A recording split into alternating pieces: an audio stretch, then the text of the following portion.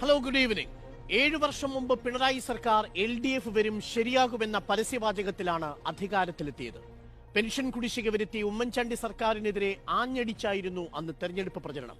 രണ്ടാം തവണ ഉറപ്പാണ് LDF എന്ന് പറയാൻ ധൈര്യം നൽകിയതും ക്ഷേമ പെൻഷനും പൊതുവിദ്യാഭ്യാസ ആരോഗ്യ മേഖലകളിലെ ഇടപെടലുകളുമായിരുന്നു. രണ്ടാം പിണറായി സർക്കാർ പക്ഷേ ഏറെ വ്യത്യസ്തമായിരുന്നു. കൃത്യമായ പെൻഷൻ മുടങ്ങി.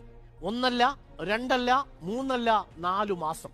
പട്ടിണി മാറ്റാൻ മാവേലി സ്റ്റോറുകളിലെത്തിയ ജനം അവശ്യ സാധനങ്ങൾ കിട്ടാതെ ഒഴിഞ്ഞ സ്റ്റോറുകൾ കണ്ട് തിരിച്ചുപോയി. നിറച്ചൂട്ടിയ കുടുംബശ്രീ ഹോട്ടലുകൾക്ക് കിട്ടാനുള്ളത് 41 കോടി രൂപ. ഉച്ചഭക്ഷണത്തിന് സ്കൂളുകൾക്ക് ലഭിക്കാനുള്ളത് 200 കോടി.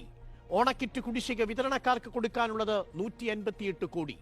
കാരുണ്യ പദ്ധതിക്ക് ആശുപത്രിക്ക് മിനിമം കൊടുക്കേണ്ട കുടിശ്ശിക 300 കോടി. KSRTCക്ക് നൽകേണ്ട തുക പെൻഷന്റെ ഇനത്തിൽ മാത്രം 160 കോടി. ക്ഷേമ പെൻഷനുകൾക്ക് മാത്രം 4 മാസത്തെ കുടിശ്ശിക 3200 കോടി. കടം വന്ന് കഴുത്തോളം മുങ്ങിയ രണ്ടാം പിണറായി സർക്കാർ ഒടുവിൽ വില കൂട്ടില്ല എന്ന ആ ഉറപ്പും പൊളിച്ചു. മാവേലി സ്റ്റോറുകളിലെ സബ്സിഡിയുള്ള 13 ഇനം സാധനങ്ങൾക്ക് 7 വർഷങ്ങൾക്കു ശേഷം വില കൂട്ടാൻ ഇന്ന് ചേർന്ന LDF യോഗം തീരുമാനിച്ചു. പെൻഷൻ കുടിശ്ശികയ്ക്കൊപ്പം വിലക്കയറ്റവും പിണറായി സർക്കാരിന്റെ സമ്മാനം. ചോദ്യം ഇതാണ്: ക്ഷേമത്തിന് ക്ഷാമമോ?